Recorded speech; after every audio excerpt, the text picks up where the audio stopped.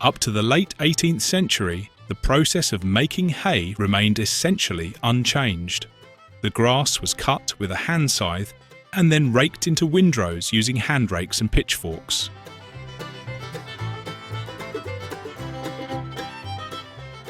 However, by the 1850s, the development of the Industrial Revolution had impacted this type of farming.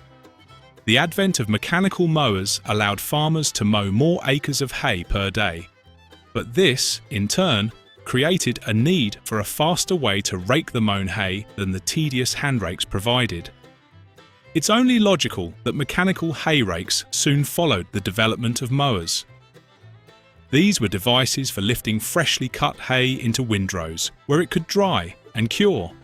By the end of the 19th century, the market was overflowing with rakes, as well as various tedders and loaders, from 60 or 70 manufacturers engaged in this industry in the United States.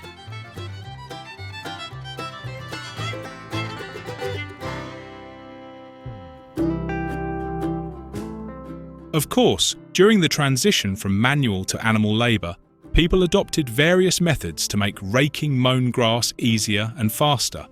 Before horse-drawn rakes were invented, farmers used large wooden rakes to gather hay into windrows. Smaller rakes would help turn the hay to ensure uniform drying. Most farmers remember the early rakes their ancestors used to bring in the hay harvest.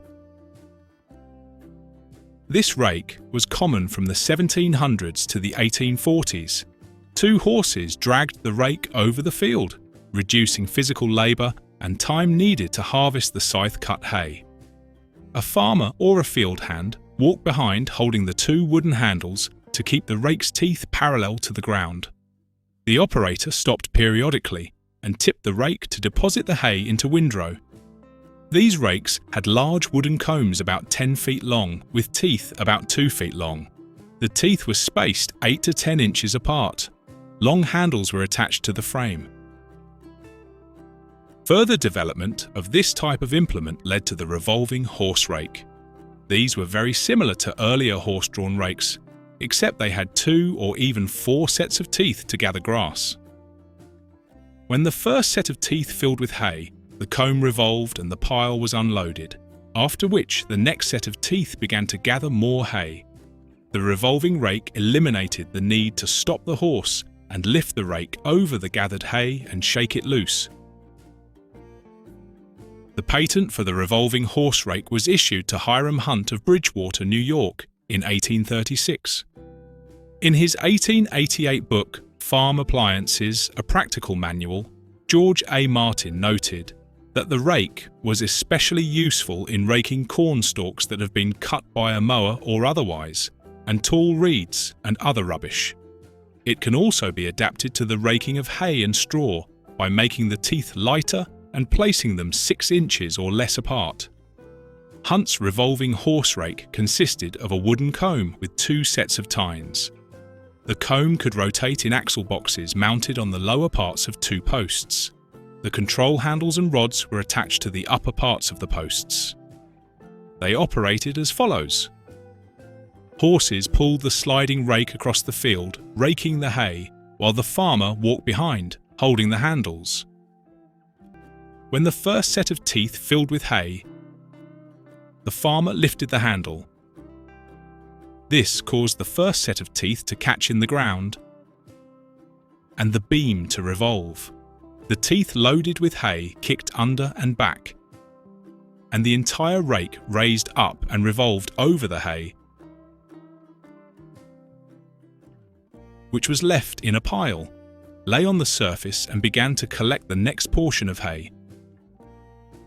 Many early horse rakes were built by blacksmiths and carpenters. Soon, there were as many different designs as there were manufacturers.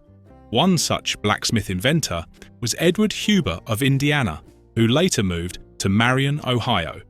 His revolving hay rake, which sold 200,000 units, was perhaps the most successful on the market. Farmers snapped up this invention, which allowed one worker to do the work that previously required 7 or more people. It's no exaggeration to say that Edward Huber made a significant contribution to shaping American society and the world. He began his inventive and entrepreneurial career with a rotary rake. At the age of 26, he received a patent for this machine in 1863. It was the first of more than 100 patents he received during his short life. Mr. Huber lived only 67 years. Huber began producing rotary rakes in Marion in 1865, founding the Huber Manufacturing Company. The region was rich in ash and hickory, the best woods for hay rakes. Huber talked to farmers about their challenges and found ways to solve problems. He turned that same analytical mind to construction equipment. The inventor pioneered the use of weighted rollers on steam engines to level and grade roads. His experimentation led him to become the first president of the Marion Steam Shovel, which built heavy-duty excavators that made the construction of the Panama Canal possible. Edward Huber was a man with a generous nature, and he supported financially many of the progressive ventures in Marion, leading the city into the Industrial Revolution. He was instrumental in the building of the Marion Electric Company, the Marion Street Railway, the Marion Oil Company, the Marion Tool Works, and the Prendergast Lumber Company. As stated earlier, he founded the Marion Building and Loan Company and the Marion Malleable Iron Company.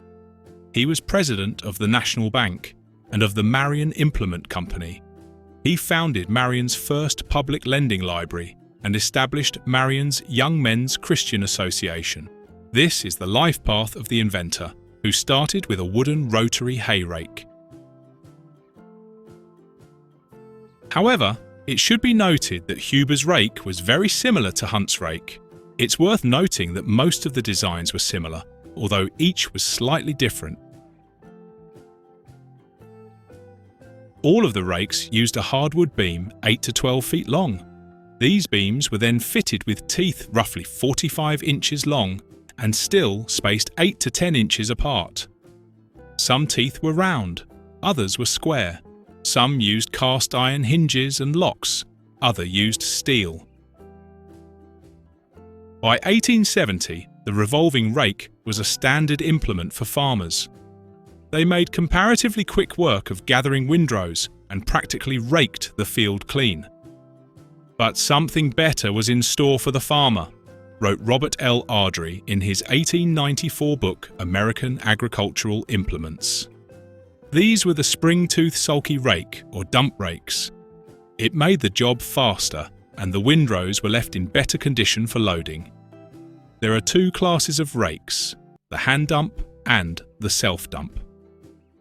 In 1849, Calvin Delano of Maine patented his Sulky rake. His design became the model for further development of this type. The rake was wheeled and pulled by a team of horses. The teeth dragged along the ground, collecting hay until they were full, after which the operator, standing on a special platform, lifted them with a lever, depositing the collected hay in a pile.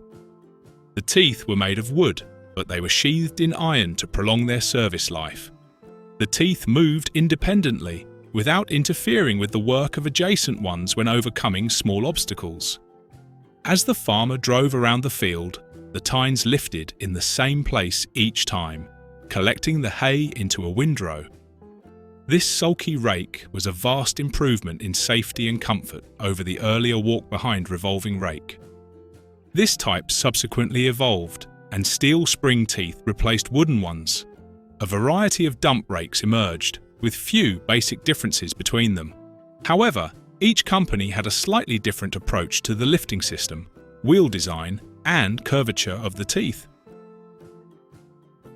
Walter A. Wood, Mowing and Reaping Machine Company, Hoosick Falls, New York, was a pioneer manufacturer in the dump rake line, making both self- and hand-dump rakes. Wood offered either wood or steel wheel rakes with wooden axles.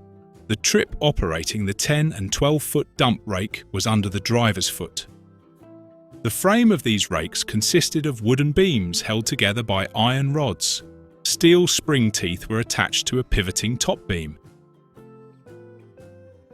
This design allowed the teeth to glide along the ground, following the contours of the terrain and overcoming stray rocks. The trip mechanism had a curved lever connected by a rod to the pivoting beam of the rake. Using this, the operator raised the teeth above the ground and released the rake from hay when it was full. This type of rake required a certain amount of effort from the operator, making the work more tiring than self-dump, which used a semi-automatic power lift mechanism powered by horsepower. The power lift device of self-dump rake operated as follows. A ratchet wheel was attached to the axle of the rake's running wheels, and a lever with a pawl was attached to the rotating part of the rake frame.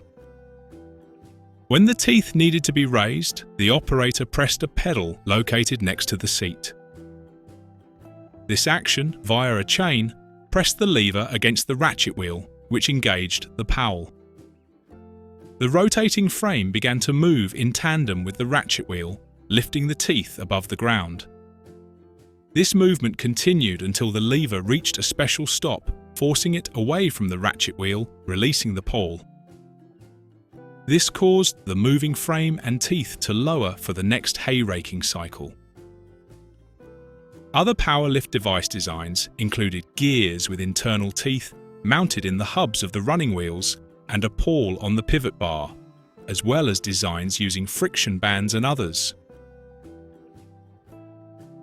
Back in the days when hay was transported to the barn as loose hay, often by being pitched on wagons by hand with pitchforks, this sort of a rake worked just fine and were an improvement over what had come before. However, they created a windrow across the direction of travel. This crossways windrow is the reason that this rake to lose popularity with the advent of hay loaders and completely fell into disuse when the pickup baler became common. The hay baler works by following the windrow around and around the field in an inward spiral, making this sort of rake completely unsuitable. These rakes also made it impossible to roll a windrow over and severely damaged dry hay. Side delivery rakes, however, eliminated these drawbacks. The side delivery hay rake is an invention developed for use with a hay loader. It featured a new rake shape that left a continuous windrow on the side and deposited the hay in long swaths, easily handled by a hay loader. Side delivery rakes began appearing in the 1880s, but were not really perfected until about 1890. One of the first implements of this class to be brought out was the side delivery rake of the Chambers, Bearing, Quinlan Company of Decatur, Illinois. It arranged with a crankshaft resembling that of a tedder, but running forward diagonally. Mounted on this shaft were kick forks arranged in gangs of 3, there being 4 such gangs in all. The shaft was operated by gearing and a link belt from one of the forward wheels. The Beck side feed rake, marketed by Stoddard Manufacturing Company of Dayton, Ohio, was innovative in its operating principle and construction. It featured 3 raking reels that operated in series, throwing the hay to the side. The fingers were long, elastic spokes with a hub located below the line of the driving shaft. The movement was transmitted to the raking reels from the drive wheel. Side delivery rake continued to be used even after tractors replaced horses. But then, farmers acquired more sophisticated equipment designed for higher tractor speeds, with hydraulic actuators and microprocessor control. Technology has improved, but that's a whole other story, and it might not be as interesting as the one described above.